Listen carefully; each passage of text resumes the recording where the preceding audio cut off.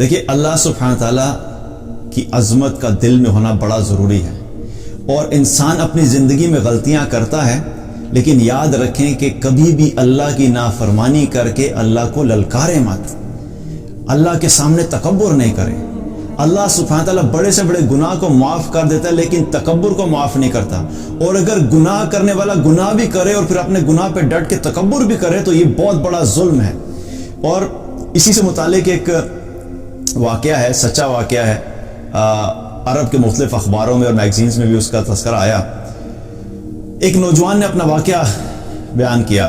وہ کہتا ہے ایک نوجوان تھا، بڑا دیندار اللہ والا تھا، تو کہتا ہے کہ میں ایک دفعہ بازار نکلا کچھ کام کے لیے، مارکیٹ سے کچھ چیزیں لینے کے لیے۔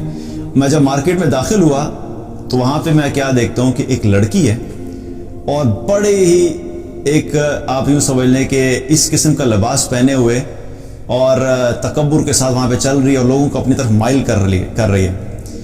تو میں نے کہتا میری جب اس پہ نظر پڑی تو مجھے خیال آیا کہ یہ اگر اسی حال میں دنیا سے چلی گئی تو اس کا کیا بنے گا۔ تو کہتا میں نے سوچا کہ میں جا کے بات کرتا ہوں۔ کہتا میں نے ہمت کی، اور ہمت کر کے جا کے میں نے اس سے بات کی، اور میں نے جا کے کہا کہ سسٹر بات سنیے، آپ یہ جس حلیے میں پھر رہی ہیں، آپ سوچئے کہ اگر اسی حال میں ملک الموت آ گئے تو آپ اللہ کے سامنے کیا منہ لے کے جائیں گے۔ اب بات اس نے کی، ظاہر اپنے اس کے ذہن میں تھا کہ میں بات کروں گا، ہو سکتا ہے میرے بات کرنے کی وجہ سے احساس پیدا ہو جائے، کیونکہ بہت سی ایسی دفعہ ہوتا ہے کہ ایمان والے جب ایمان والوں کو یاد دہانی کراتے ہیں تو اللہ سبحانہ تعالیٰ کی طرف لوگوں کا رجحان بھی ہو جاتا ہے۔ تو کہتے ہیں جب میں نے بات کی تو میں نے سوچا شاید اللہ تعالیٰ دل میں ڈال دے، تو میری بات سنتے ہی اس لڑکی نے میری طرف دیکھا، مجھے کہتی ہے تمہارے پاس موبائل ہے؟ اس نے کہا ہاں جی ہے۔ کہتا اپنا موبائل نکالو اور اپنے رب کو کال ملاؤ اور اس کو کہو کہ بھیج دے ملک الموت کو۔ وہ لڑکا کہتا ہے کہ میں نے جب یہ بات سنی تو میرا جسم کانپ گیا، اور مجھ پہ ایسا خوف طاری ہوا کہ یہ نہ ہو کہ ابھی زمین پھٹے اور اس کے ساتھ میں بھی یہاں پہ دھنس جاؤں۔ اور یاد رکھیے کہ جو شخص اللہ کو جانتا ہے، اللہ کے دین کو جانتا ہے، جس نے قرآن پڑھا ہوا ہے، جو اللہ کی عظمت کو جانتا ہے، اللہ کے غضب کو جانتا ہے، اللہ کے غصے کو جانتا ہے، اللہ کی طاقت کو جانتا ہے، تو جو جاننے والا ہوتا ہے نا، اس کے لیے بہت بڑی بات ہوتی ہے۔ اور جس شخص نے یہ پڑھا ہو کہ جتنی قوموں نے بھی تکبر کیا، جتنے لوگوں نے بھی اللہ کو للکارا، جتنے لوگوں نے بھی اللہ کی نافرمانی کر کے اللہ ہی کو چیلنج کیا، ان کا کیا حال ہوا۔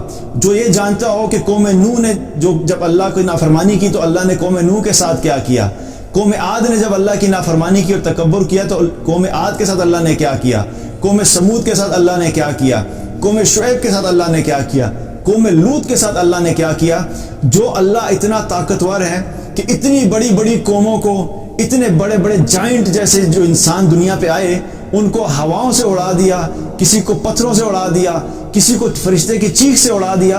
تو جو اللہ اتنا طاقتور اور اتنی بڑی بڑی قوموں کو ختم کر سکتا ہے، وہ ایک لڑکی یا ایک انسان جب اللہ کو للکارے گا تو اللہ سبحانہ تعالیٰ نہیں کر سکتا کیا؟ تو کہتے ہیں کہ میں وہاں سے بھاگا، مجھے خوف ایسا طاری ہوا کہ میں آگے چلا گیا۔ میں نے کہا میں چھوڑ دیا، میں تھوڑا سا آگے گیا تھا اپنے کام سے، مارکیٹ کے کنارے پہ پہنچا، اتنے میں کیا دیکھتا ہوں کہ پیچھے سے چیخو پکار کی آواز آ رہی ہے اور لوگ رو رہے ہیں۔ میں واپس جب آیا میں نے دیکھا پتہ نہیں کیا انسیڈنٹ پیش آیا۔ کہتا جب میں واپس آ کے پہنچا تو کیا دیکھتا ہوں کہ وہ لڑکی اسی جگہ پر مری پڑی ہے جہاں پہ اس نے یہ کہا تھا کہ بھیجو ملک الموت کو۔ اللہ اکبر کبیرہ۔